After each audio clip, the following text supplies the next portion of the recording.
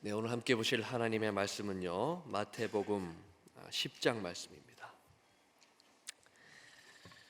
마태복음 10장 16절부터 18절까지만 봉독을 하도록 하겠습니다.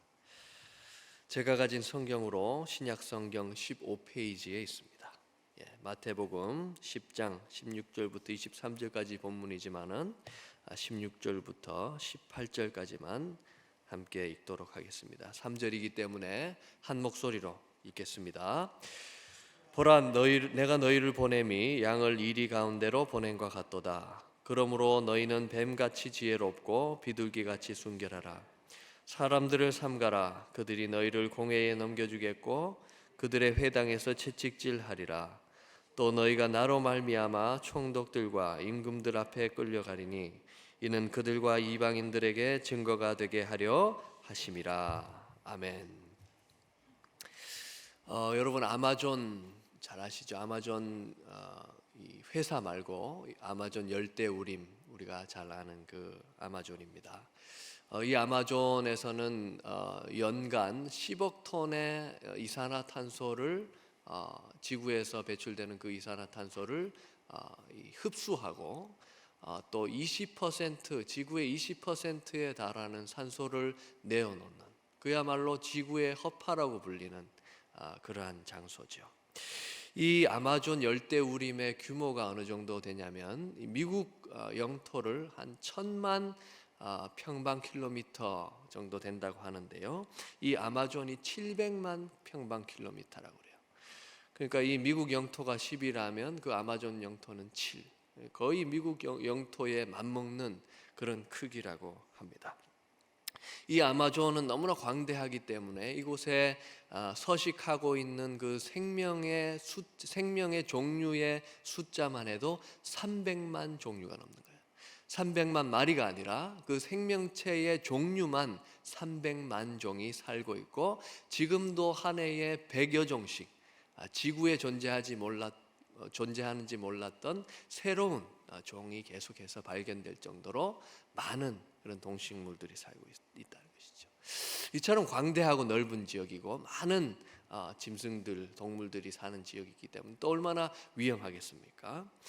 그런데 이 아마존 정글에서 17살의 어린 소녀가 11일간 혼자서 생존했다고 한다면 그 말을 쉽게 믿을 수 없겠죠, 그죠? 1971년 크리스마스 이브 12월 24일에 페루 항공을 지나던 한 비행기에는 어머니와 함께 아버지를 방문하러 가던 줄리엔 코에프케라는 17살 소녀가 타고 있었습니다. 사진에서 보시는 저 소녀였습니다.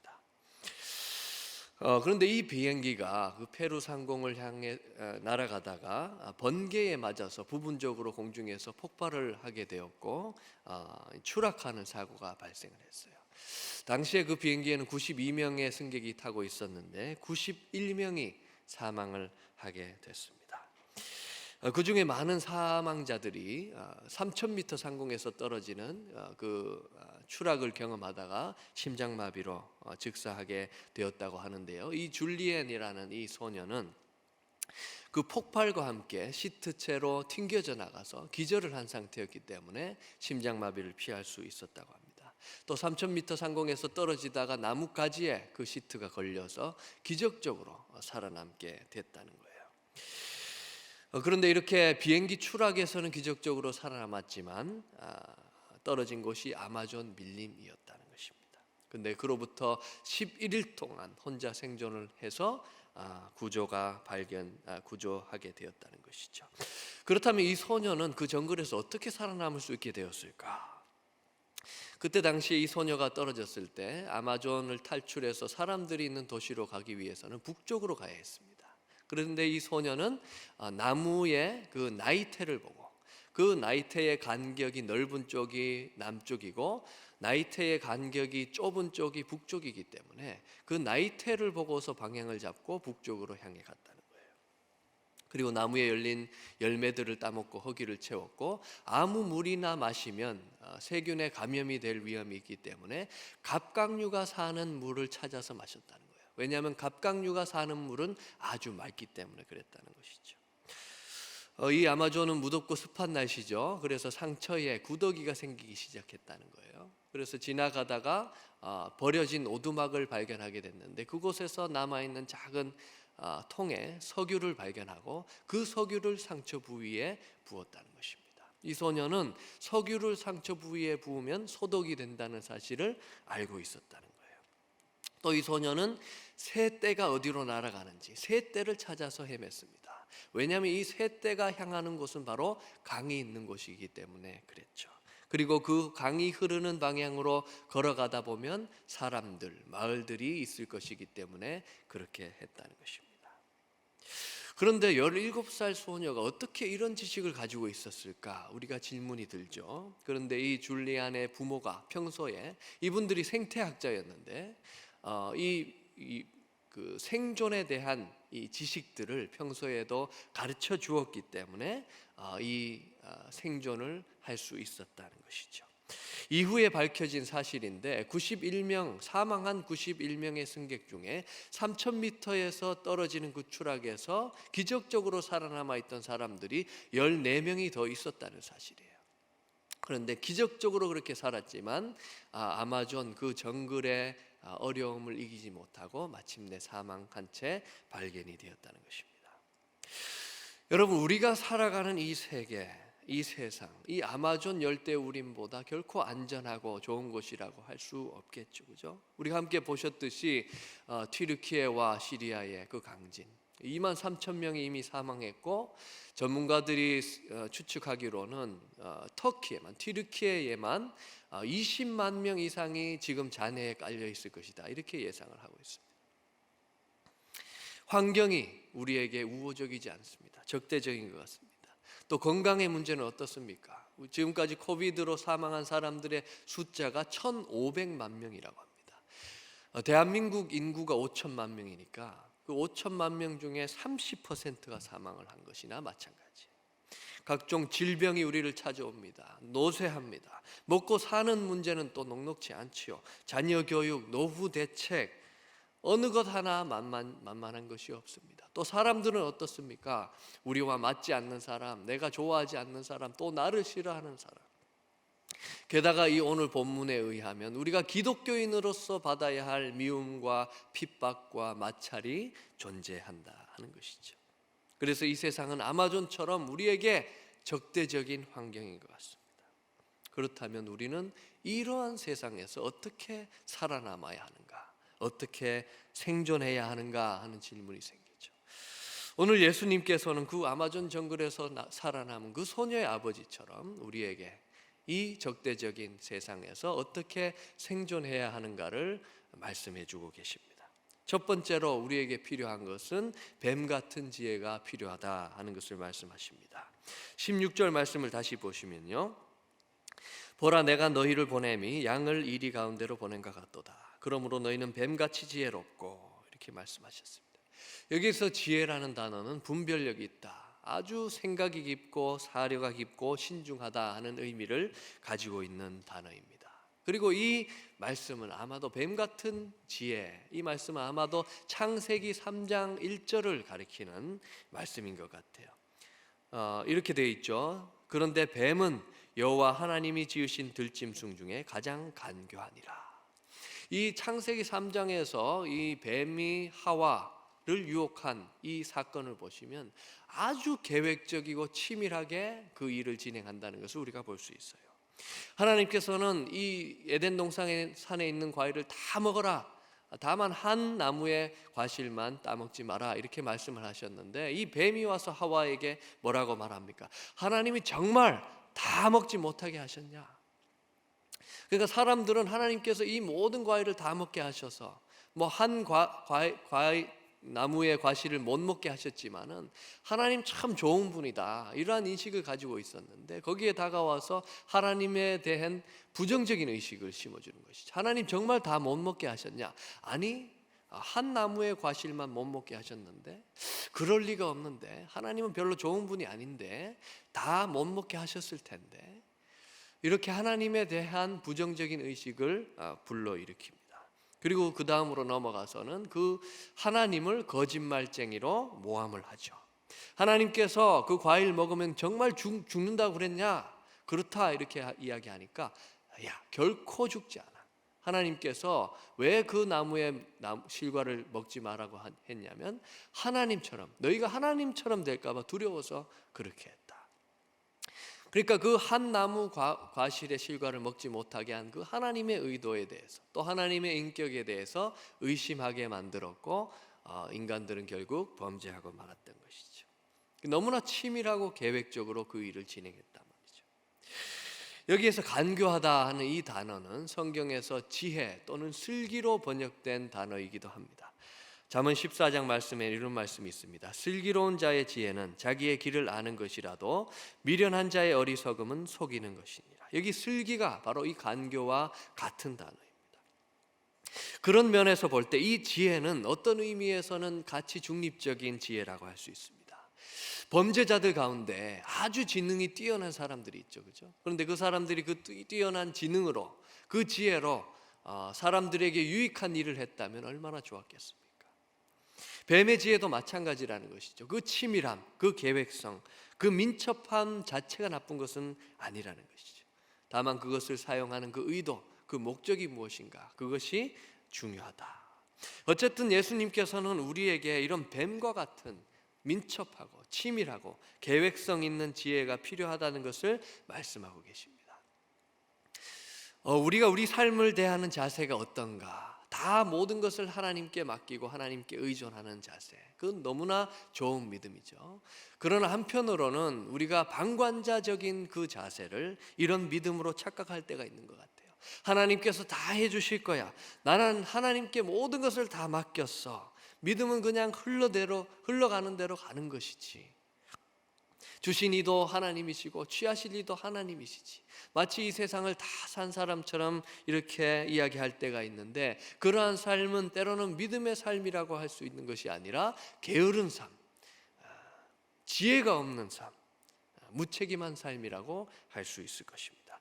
오히려 예수님께서는 우리에게 뱀같이 지혜로워야 한다, 그냥 넉넉히 우리의 인생을 살아가서는 안 된다, 우리 삶에 대한 날카로운 분석과 계획이 필요하고 점검이 필요하고 분명한 계획과 기준을 가지고 우리 삶을 살아가야 한다, 이러한 말씀을 오늘 하고 계시다는 것이죠. 그러면 우리는 무엇을 기준으로 그렇게 치밀하고 지혜롭게 살아가야 하는가? 마태복음에서는 여기서 쓰인 이 지혜라는 단어가 주로 비유적인 표현에서 사용되고 있다는 것을 우리가 볼 수 있습니다. 7장 24절 보시면 이런 말씀이 있습니다. 나의 이 말을 듣고 행하는 자는 그 집을 반석 위에 지은 지혜로운 사람 같으니. 뱀같이 지혜롭다 하는 그 같은 단어인데, 우리가 잘 아는 말씀이죠. 말씀 위에 살아갔던 그러한 집을 지은 사람들, 또 모래 위에 집을 지은 사람들, 그 집이 평소에 보기에는 똑같은 집 같은데 마지막 날 비가 오고 태풍이 불 때는 한 집은 무너지고 한 집은 그대로 있는 것을 보게 되죠. 또 24장 45절에는 이런 말씀이 있습니다. 충성되고 지혜 있는 종이 되어 주인에게 그 집 사람들을 맡아 때를 따라 양식을 나눠줄 자가 누구냐. 또 우리가 잘 아는 말씀이죠. 지혜 있는 종이 있고 악한 종이 있단 말이죠. 주인이 맡기고 간 그 일을 충성되게 잘 감당했던 지혜로운 종이 있는가 하면 술 마시고 취하고 사람들을 때리고 괴롭혔던 그 악한 종이 있는데, 생각지 않은 날 알지 못하던 시각에 그 종의 주인이 돌아와서 심판할 것이다, 이렇게 말씀하는 그 말씀이죠. 또 25장에 가시면 이런 말씀이 있습니다. 슬기 있는 자들은 그릇에 기름을 담아 등과 함께 가져갔더니, 여기도 슬기 마찬가지의 똑같은 단어입니다. 신랑을 맞으러 나아갔던 그 10처녀들의 이야기. 5처녀들은 등과 함께 기름을 가지고 갔지만 미련한 5처녀들은 등만 가지고 갔죠. 결국에는 신랑을 만나지 못한 5처녀의 모습을 우리가 볼 수 있습니다. 그래서 이 마태복음에서 쓰인 이 지혜라는 이 단어는 거의 말세적인 지혜를 가리키고 있어요. 그러니까 신랑, 주인을 만나게 될 날을 준비하는 것, 주인의 말씀을 듣고 주인이 돌아오실 때까지 그 일을 충성되게 감당하는 것, 주님의 말씀을 듣고 그대로 행하는 것, 그것이 바로 말세적인 지혜이고, 우리는 이것을 삶의 기준으로 삼아서 치밀하고 계획적으로 뱀과 같이 지혜롭게 살아가야 한다 하는 것이죠. 지혜 중에 어떤 지혜가 가장 위대한 지혜인가? 그것은 바로 후회하지 않는 지혜일 것입니다.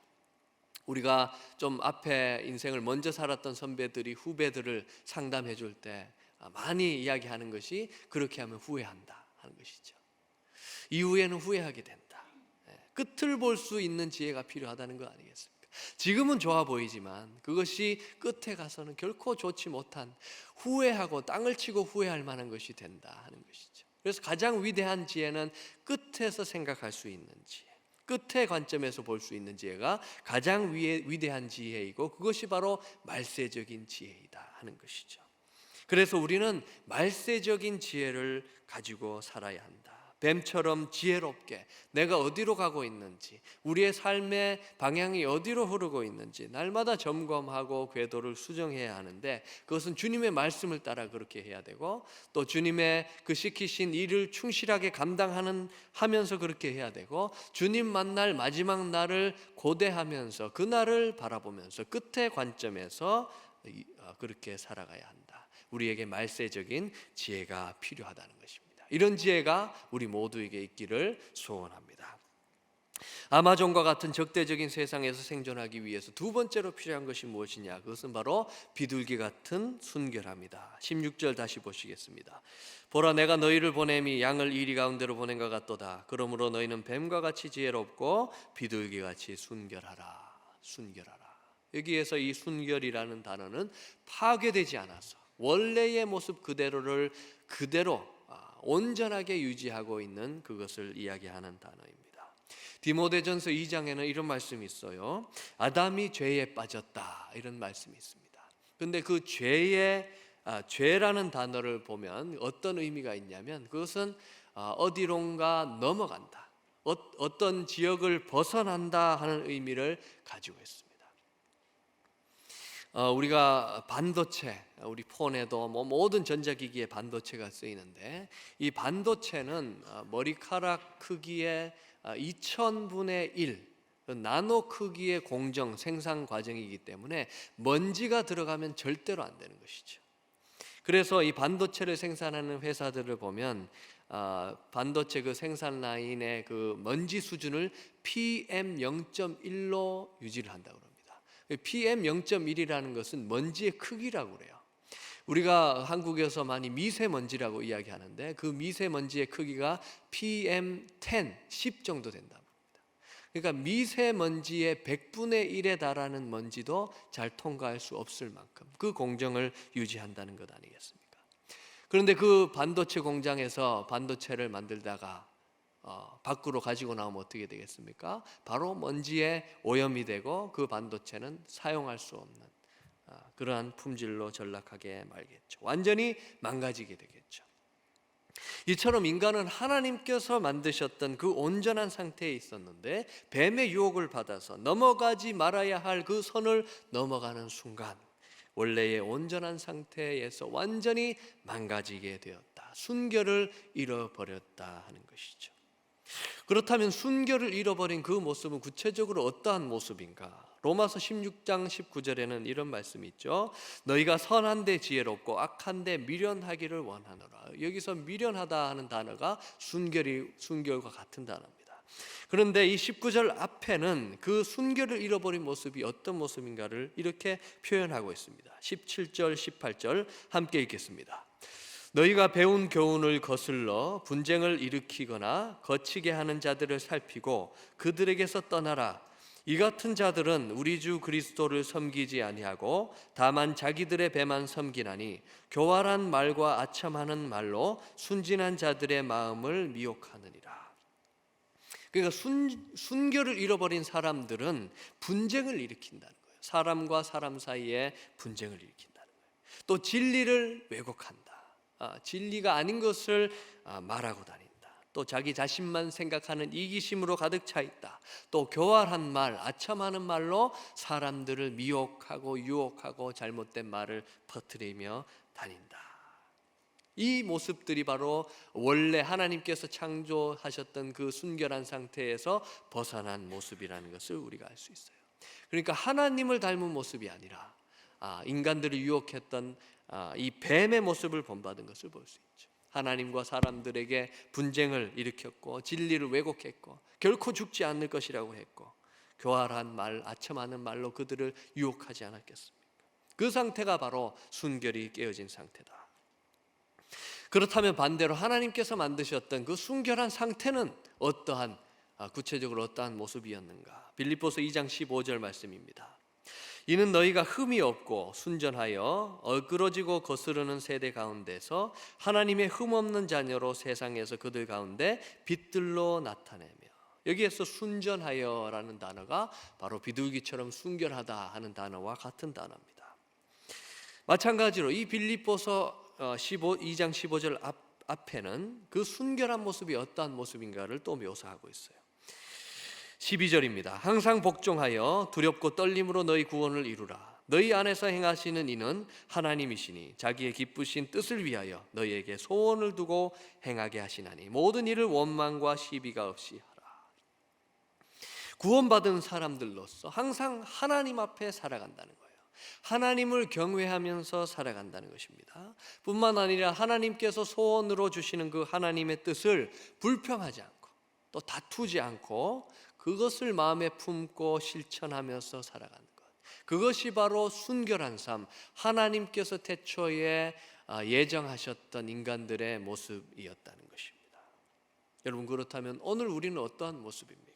순결에 가까운 모습입니까? 아니면 이 순결에서 멀어진 모습입니까? 혹시 분쟁하는 마음이 우리 가운데 있습니까? 이기적인 마음이 있습니까? 다른 사람들을 말로 해치고 있습니까? 만일 그렇다면 다시 하나님 앞에서 하나님을 인식하는 삶으로 돌아오기를 원합니다. 하나님을 경외하고 두려워하는 삶으로 돌아오기를 원합니다. 나를 위한 이기적인 삶이 아니라 하나님께서 내 마음에 주시는 그 하나님의 뜻을 소원에 품고 하나님의 그 뜻을 실천하며 소원 품으며 살아가기를 원합니다.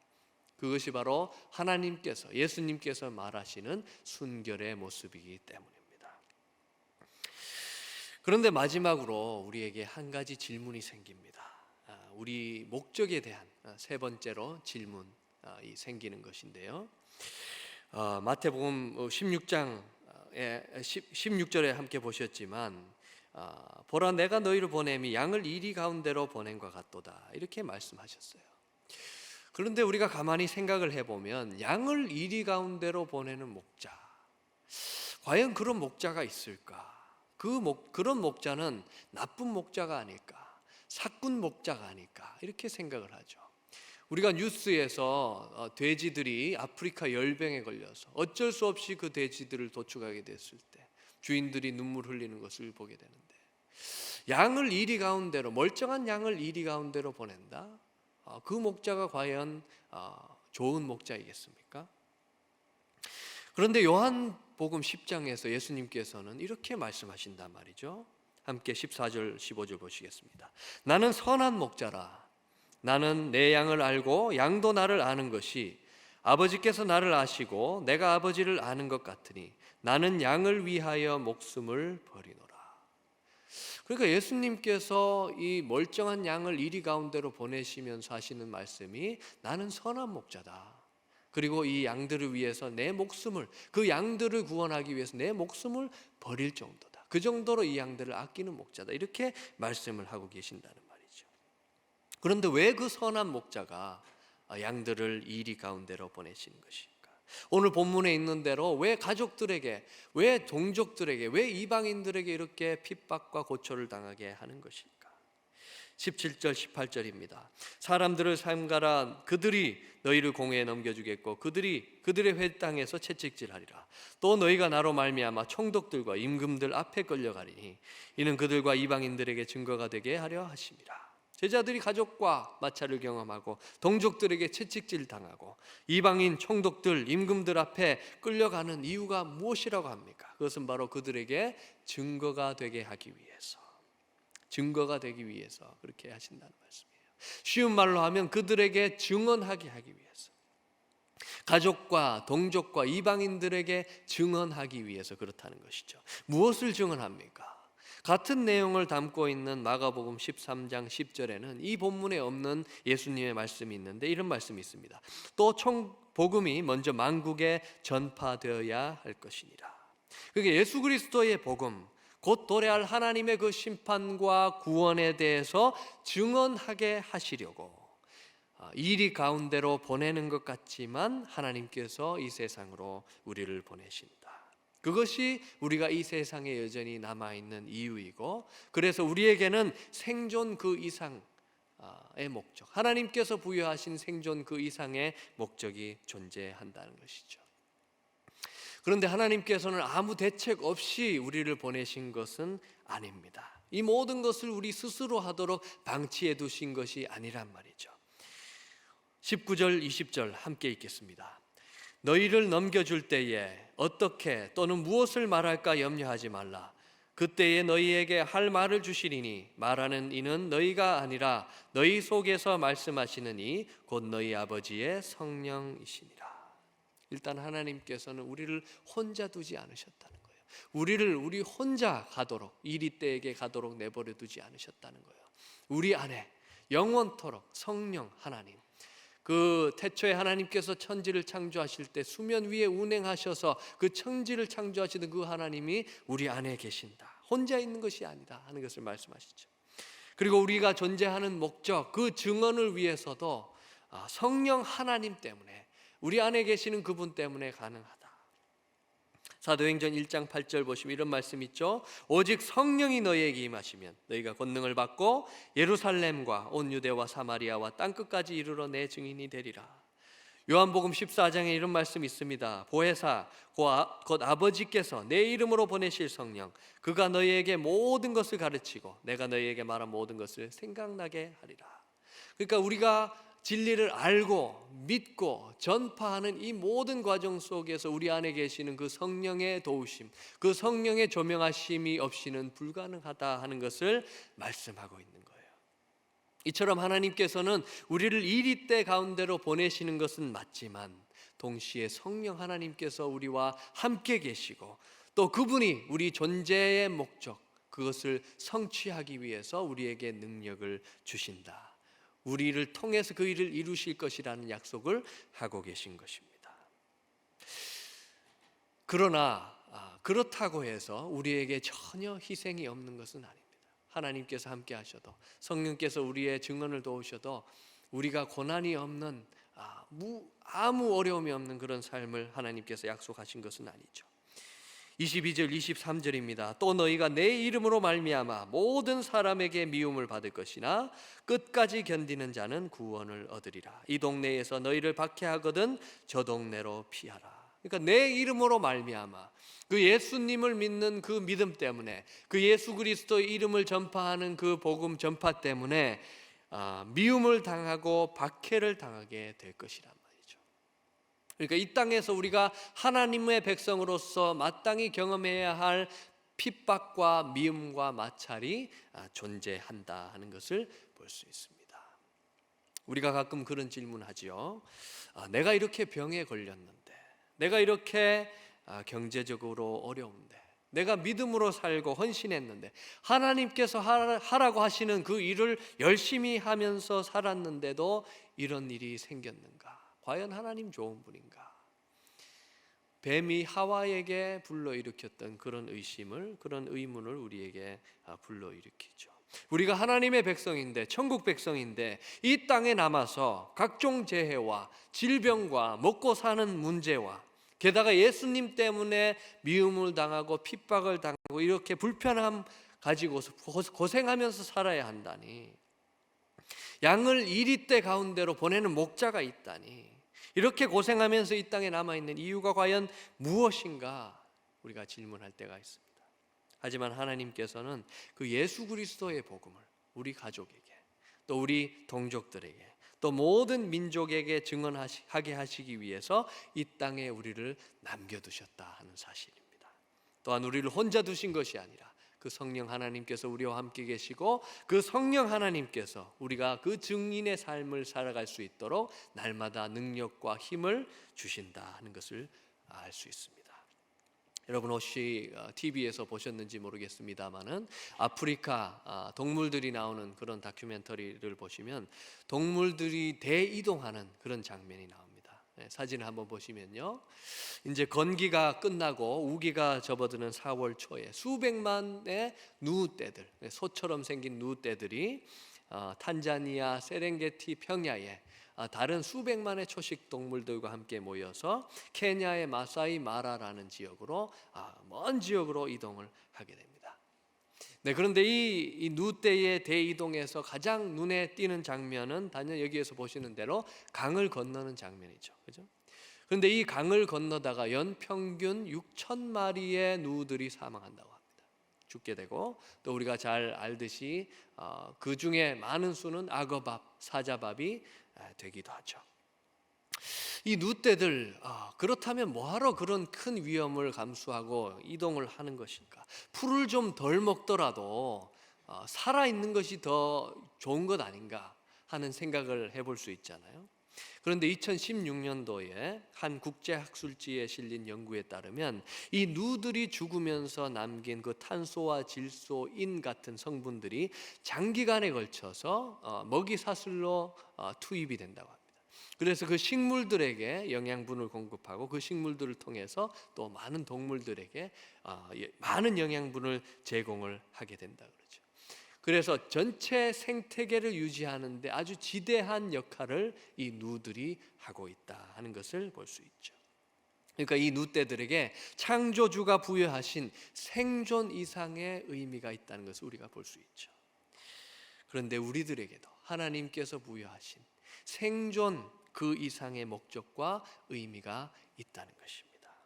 부활하신 예수님께서 요한복음 20장에서 이렇게 말씀하셨습니다. 아버지께서 나를 보내신 것 같이 나도 너희를 보내노라. 이 말씀을 하시고 그들을 향하사 숨을 내쉬며 이르시되 성령을 받으라. 아버지 하나님께서 예수님을 이리 때와 같은 세상에 보내셨던 것 같이 예수님께서 우리를 보내신 목적이 존재한다는 거예요. 우리의 작은 섬김과 작은 희생과 작은 불편함이 그 십자가의 희생을 알리며 주님의 동참하는 그 행위가 무의미하지 않다. 하나님 나라의 그 생태계를 지탱하는 데 지대한 역할을 하게 된다는 것입니다. 그리고 바로 그 목적을 위해서 성령의 충만함을 받으라, 예수님께서는 이렇게 말씀하고 계십니다. 이처럼 우리에게는 생존 그 이상의 목적이 존재한다는 것이죠. 그래서 오늘 본문을 통해서 예수님은 우리가 이 적대적인 환경에서 어떻게 생존할 것인가, 뱀 같은 말세적인 지혜를 가지고 살아야 한다, 비둘기 같은 순결함을 가지고 살아야 한다, 또한 우리에게는 생존 그 이상의 목적, 예수 그리스도를 증언하는 그러한 목적이 존재한다. 그리고 그 일을 위해서 성령 하나님께서 우리 안에 오셔서 그 일을 성취하실 것이다 하는 것을 볼 수 있습니다. 이러한 삶 우리가 어디에서 찾을 수 있습니까? 바로 예수님의 삶에서 찾을 수 있습니다. 예수님께서는 이 그 적대적이었던 환경 가운데 뱀처럼 지혜롭고 십자가를 바라보면서 말세적인 지혜를 가지고 묵묵히 그 길을 걸어가셨습니다. 이 땅에 계셨지만 이 죄가 가득한 세상에서 순결한 삶을 사셨습니다. 또 생존 그 이상의 목적, 그 십자가의 목적을 위해서 예수님께서는 십자가에 달리셨고 그 희생을 감내하셨습니다. 그 덕분에 오늘 우리들이 예수 그리스도를 믿고 하나님의 자녀가 되었습니다. 우리에게도 이런 예수님의 삶을 따라가는 그러한 삶을 살기로 하나님께서 요구하고 계십니다. 결코 쉽지 않은 삶이 우리에게 주어졌습니다. 하지만 예수님과 같은 그 동일한 말세적인 지혜와 또 순결함을 회복하고 우리를 부르신 그 삶의 목적과 의미를 위해서 힘들지만 묵묵히 십자가를 떠올리면서 그 길을 걸어갈 때에 하나님께서 하나님 나라를 위해서 아름다운 열매를 맺게 하실 줄 믿습니다. 함께 기도하시겠습니다.